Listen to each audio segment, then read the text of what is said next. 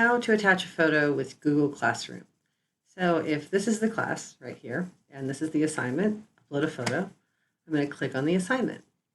Right here is the page where I can submit my work. When I click add or create right here, I can put any number of things. In this particular case, the assignment just wants me to upload a photo. So the file here is going to be what I choose. If I click on file, it's going to let me navigate through my computer, selecting files from my device. And I'm going to put the picture I want to put, like this photograph of the Fort Worth Water Gardens. When I upload it, just like this, it's going to go in. You can see that it's coming. And then I turn it in.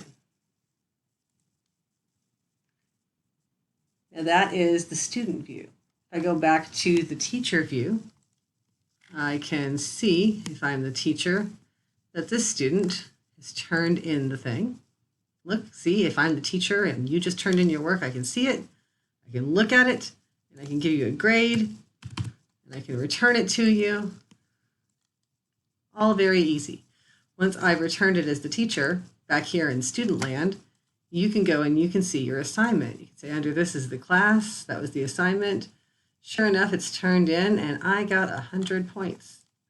So that's it. That's how you submit something and that's how you retrieve your grade. Hopefully that is helpful.